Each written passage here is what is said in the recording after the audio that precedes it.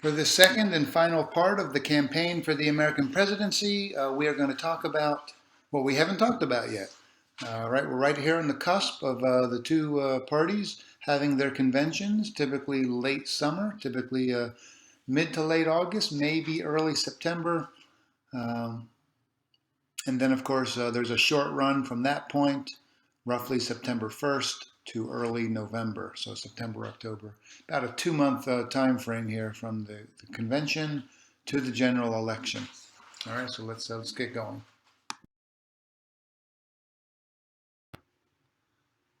All right, so let's talk about those party conventions in the late summer. That's coming up here, of course, in the current electoral season for the presidency. The Republican National Convention, the Democratic National Convention. The way it's worked out, typically, almost always, is that these are essentially coronation ceremonies. The one with the most delegates is going to get that nomination, and that's typically been decided definitively relatively early on in the primaries and caucuses.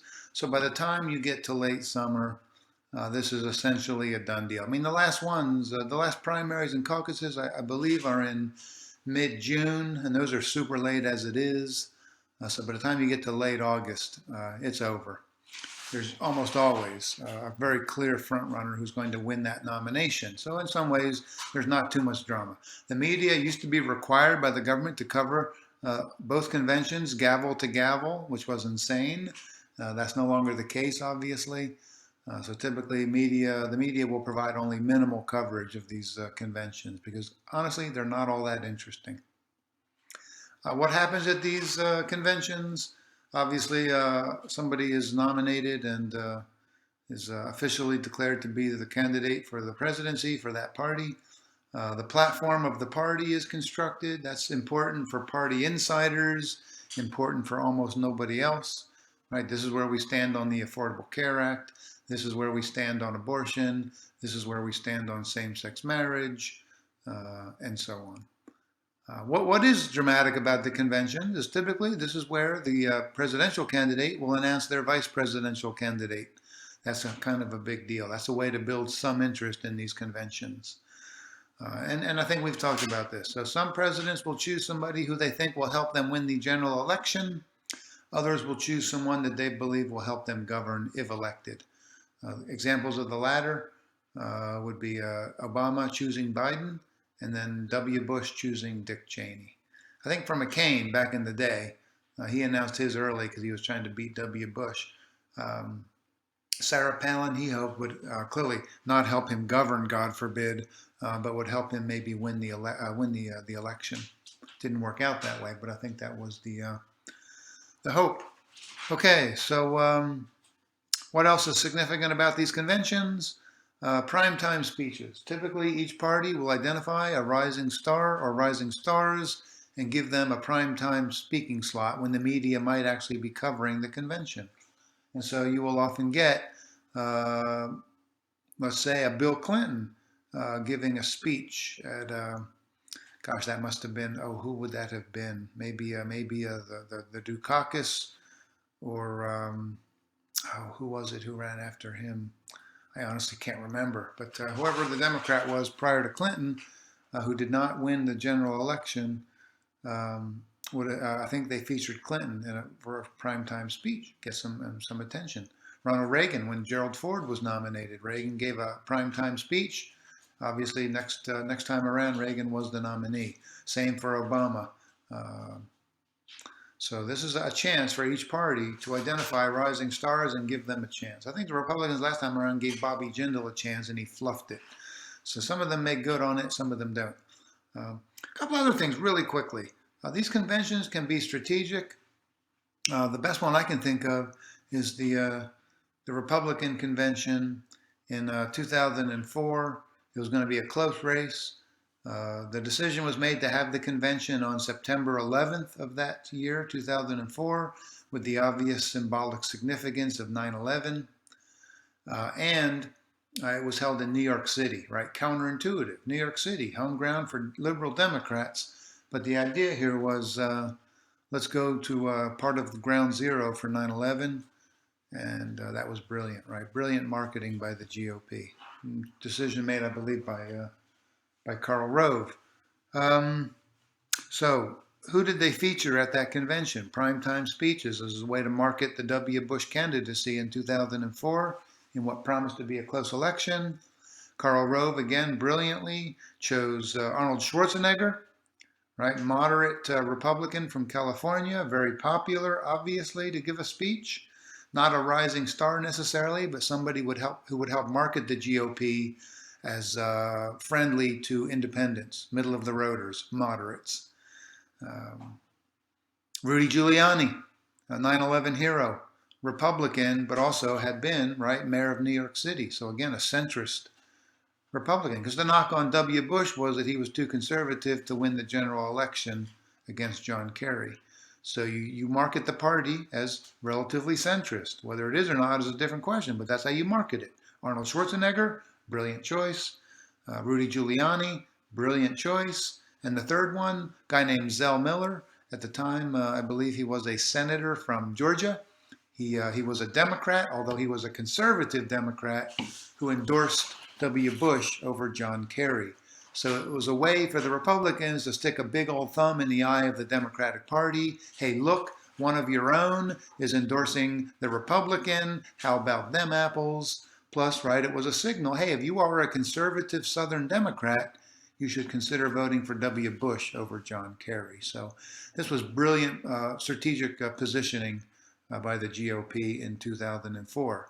The location of their convention, the primetime speakers, brilliant. Also, very quickly, you might want to check out that YouTube clip. What do political scientists fantasize about? A contested convention in which there is no clear front runner. A number of people could win. Typically, one of two people could win. That almost happened with Hillary Clinton and Barack Obama, but Obama had just enough of a lead that he was able to win that thing cleanly. But the fantasy is a contested convention. You had something like that in Chicago in 1968 for the Democrats. It was not pretty. Um, the mainstream candidate was Hubert Humphrey, right? LBJ's vice president, but he was seen as part of the whole Vietnam fiasco. He was seen as a war president, if you will, or a war presidential candidate. The more popular choice for Democrats, rank and file, was Eugene McCarthy. He was against the Vietnam War. And back then, too, look, most of the delegates were party bigwigs. The party elite back then still mostly controlled the conventions. These days, it's more party rank and file, participating through primaries and caucuses. Back then, primaries and caucuses were held, but they weren't that significant. Most of the delegates were party elite. So the party elite, the establishment, was behind Hubert Humphrey. Rank and file was behind Eugene McCarthy. Humphrey won easily, but it was profoundly contested and resulted in all sorts of difficulties for the Democrats that I think helped lead to Humphrey's defeat by Richard Nixon in 1968. So a fantasy, right, for political scientists to have a contested convention, but a nightmare for the parties. They don't want a contested convention. They want a party, a coronation ceremony.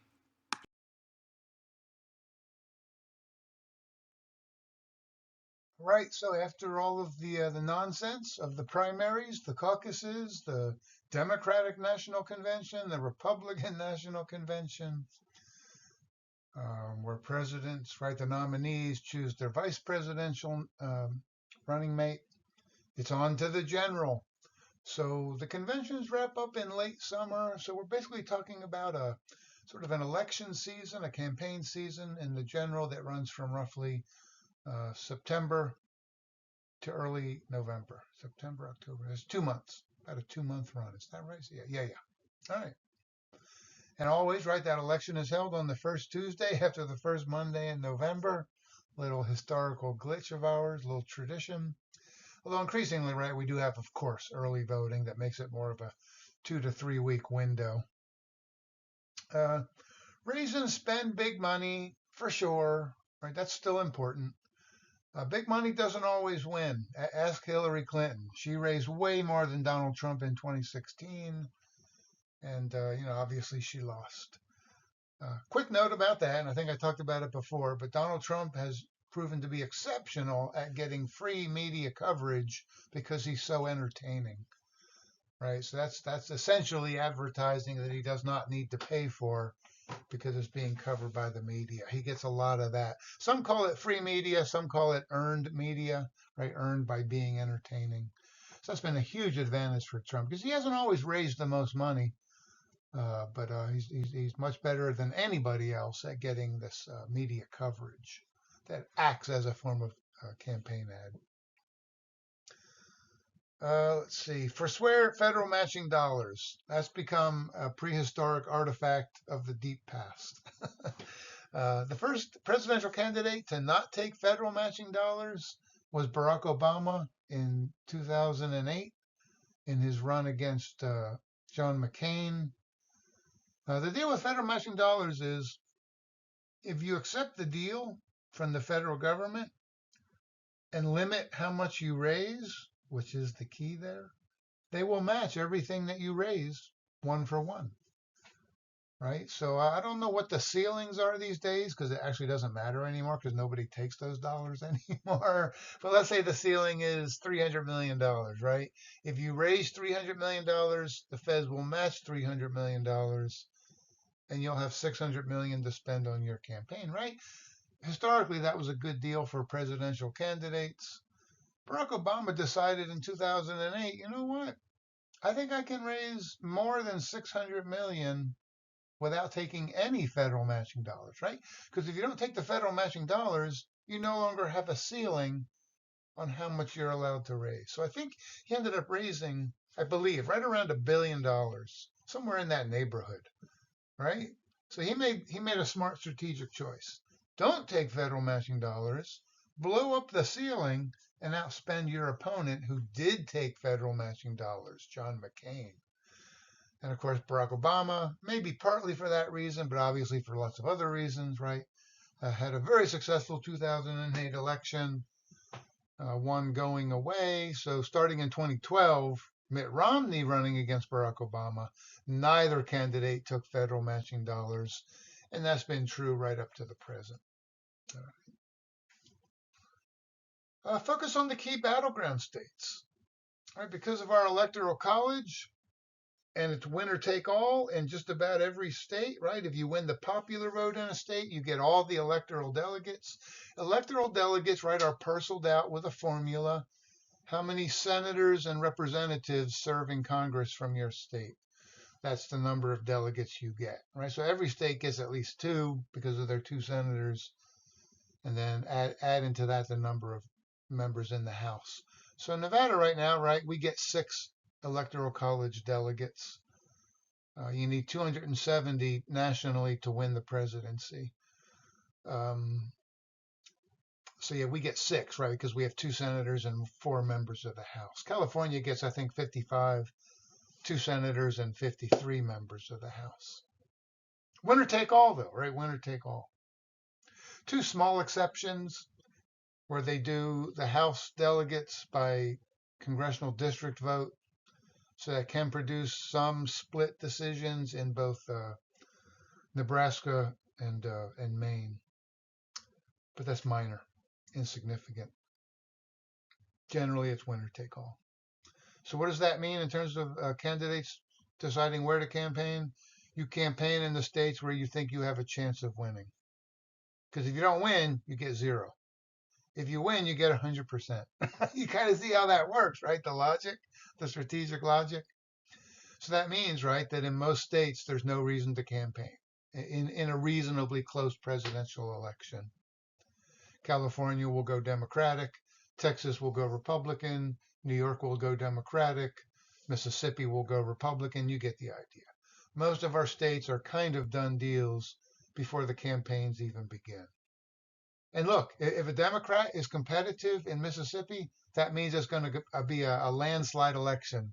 So even then, Mississippi doesn't matter. You see what I'm saying? So in a reasonably close election, and that's what we have these days, right? They're always 50-50. Most states don't matter. They're not on the campaign map at all. That's weird. What are the states that matter right now? Michigan, Georgia, Arizona, Wisconsin, Nevada, Pennsylvania, and perhaps North Carolina. When I used to teach this back in the day, uh, Florida and Ohio were fundamental to that calculation. They were both 50-50. They're no longer 50-50. Much to the deep chagrin of the Democrats, Florida and Ohio are now both solidly Republican. Although some states that didn't used to be competitive, right, are now competitive, used to be more Republican and now more 50-50, like Arizona, like Georgia, like North Carolina. So, but overall, I would say the electoral college math these days tends to favor the Republican Party. They have a bigger map to compete on. Democrats, I think, have a smaller map to compete on. That's just is what it is. Used to be the opposite. So, yeah, right. So it's winner take all. 7 states. That's where the action is. That's why here in Nevada we get so much campaign stuff going on every 4 years. If you lived in Utah, you would get none of it. If you lived in California, you get none of it. Pretty crazy. Uh, so that's number one. That's the most important thing to say about presidential campaigns. They're narrowed down now to 7 states. And then, right, tell your story to voters. Tell them how fabulous you are and all the wonderful things you'll do, and denigrate your opponent and try to marginalize them as implausible and ridiculous. Debates. Yeah, that's got a new twist here. I mean, the general conventional wisdom has always been don't screw up in a debate, don't say something stupid. Historically, that was considered to be a big deal. I remember once Gerald Ford, God, I'm old. Gerald Ford was debating, Jimmy Carter in 1976. And he made a comment that Poland was not under the control of the Soviet Union. And if you know anything about the history of the Cold War and the Iron Curtain, that was a ridiculous thing to say. I think he was speaking aspirationally. Like, ideally, Poland would not be under the control of the Soviet Union. It is a separate state actor, right? But realistically, at that time, it was under the control of the Soviet Union. Of course it was. It was like a puppet state, right? So that blew up on Ford. That was considered to be a mistake that really hurt his campaign. Today, we would consider that to be pretty minor. You just double down on that and deny the facts and come up with alternative facts. But back then, it was a more traditional environment. Uh, so that has been the historic sort of vision here for debates. Avoid big mistakes. Donald Trump came along and said, "Here, hold my non-alcoholic beer. I'll say all sorts of insane things that are obviously not true. I'll be deeply inappropriate in all the ways, and it'll benefit me. And it'll benefit me." So that might be unique to Donald Trump. He's a unique figure in so many ways. So that conventional wisdom does not seem to apply to Trump, but he might be a one-off. So, in political science, we want to be careful about that. How much do we generalize from that one case study? We want to be a little cautious until we see how things go once Trump has left the stage. But then the real twist, right? Well, that's an important twist, actually. But the other twist, right, is Joe Biden. We know now, and we knew to some degree at the time, partly depending on, quite honestly, what media you consumed. Although I think all the media had observed that Joe Biden didn't look super great in public, didn't sound great, didn't move very well. There was a sense that he was getting awfully old, which he obviously was and is, and that it might be problematic, right? That was exposed in a big way at that first debate in 2024 between Biden and Trump. It was an unmitigated disaster for the Biden campaign. Um, so my understanding is over time, and I've seen this in some of my own family members as they aged, right? Good days, not so good days, good weeks, bad weeks, not so bad, not so good weeks.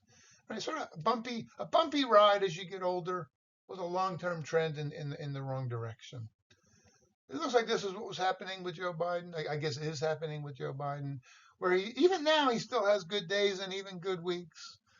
All right, but fewer and fewer and more of the problematic times.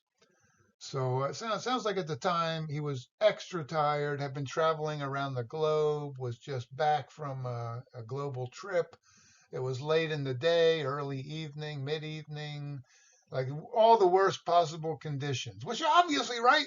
If you're running for president, none of that should really matter. I understand that.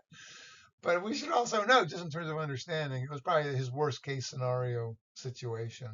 And it all came out, right, in a big rush, that he came across as deeply incompetent. I would say at the time he was probably somewhat incompetent, which is hardly, I'm damning with faint praise here, hardly ideal. But I don't think he was catastrophically bad. You know, I think that one performance sort of exaggerated all of the worst elements of his decline. Um, right, and then of course mounting pressure from within the party to leave the campaign, and we know what happened from there. All right, so we know that debates definitely matter. Not so much for the policy substance, let's be serious, but for the performative aspects of that campaign tradition that we have here in America.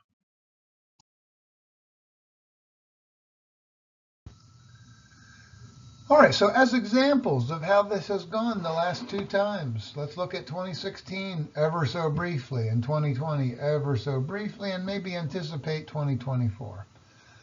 In 2016, Hillary Clinton, although we'll say now, right, that she ran a terrible campaign and she was a terrible candidate, she ran a perfectly good campaign and she was a perfectly decent candidate, right? If you're looking for perfect, don't look at American elections because people are not perfect. Our candidates are far from perfect because we're far from perfect.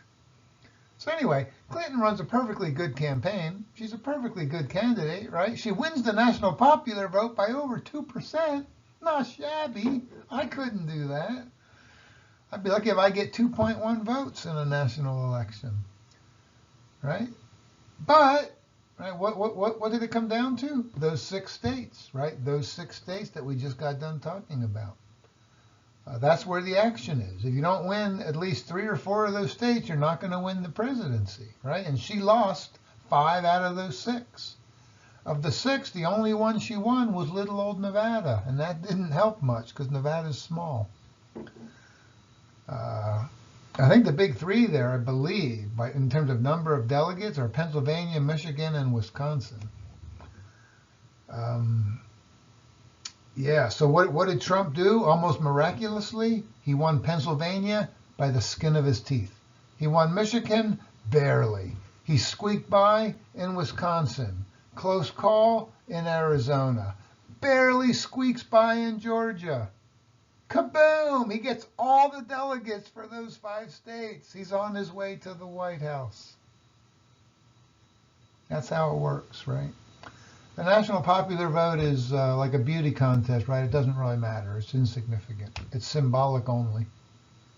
You got to win state by state in those 6 states, period.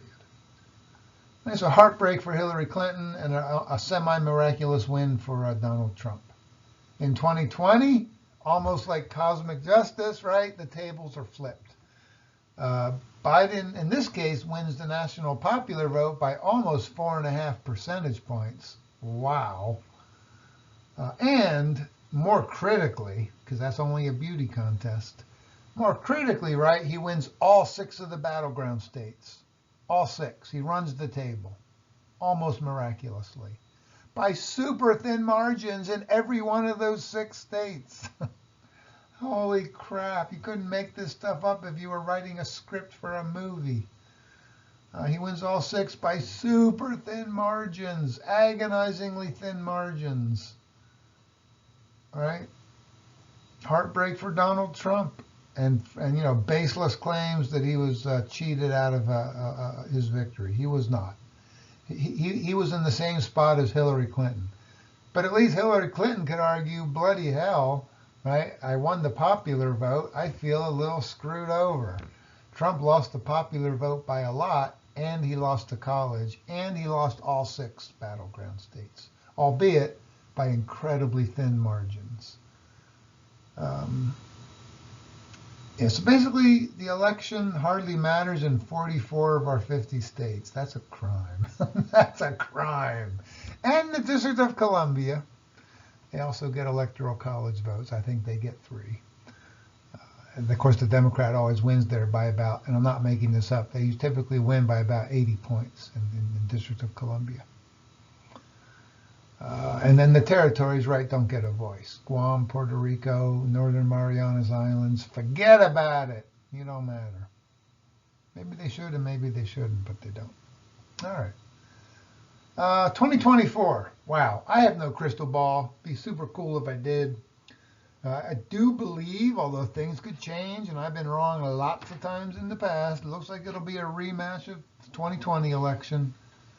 Right? No one's too hyped about that, but here we go. 2 extremely elderly white guys. That sounds familiar, but they're really old this time. Yeah, they're going to battle it out, much like they did in 2020. Yeah, so it'll come down to those 6 states, people. Eyes on the prize, right? Look at those 6 states. Track what's happening in those 6 states. The other 44 don't really matter unless there's an upset. Right? Don't really matter. If I had to call it now, right, we know, right, that the electorate is always changing. And we know that Trump draws most of his support from those 50 and over. Biden gets most of his support from those under the age of 50. And what happens to the elderly in America over time? Oddly enough, they die. And so, right, that's Trump's problem. We've talked about that. His key supporters are literally dying and leaving the electorate, right? And they're being replaced by young people who are super not into Donald Trump. Yeah. What's the age demographic that supports Trump the least? 18 to 24. Who's replacing the elderly as they die off in the electorate? 18 to 24-year-olds, right? So the calculus with each succeeding cycle, unless something changes, it gets more and more challenging for Trump and the Republicans. And for now, they're locked into that, and they got to just do a ride or die thing. So if I were to predict, and predictions are a fool's game, but why not? I'm a bit of a fool myself. I would say Biden will probably win the popular vote by at least 5%. I think that gap will continue to grow. He'll roll up huge wins in states like California and New York and New Jersey and Illinois. Now, who will win the correct number of the battleground states? That's much harder to tell. Gosh. It's boring, right? But I'll say 2024 might look similar to 2020. I think it's going to be close again. I don't think, and this is just pure speculation, of course, I don't think it'll be as close as it was in 2020, but what do I know? I say that if I had to call it now from a distance, Babe Ruth calling a shot, I would say, yeah, Biden, assuming he lives, assuming Trump lives. Neither one of those is a guarantee and far from it. But assuming both survive physically until after the election, probably Biden slides by. Probably he slides by a bit more than he slid by in 2020. He probably wins all 6 battleground states, although maybe the margins aren't quite as thin as they were in 2020. But again, predicting the future, it's a fool's errand. But those are my predictions.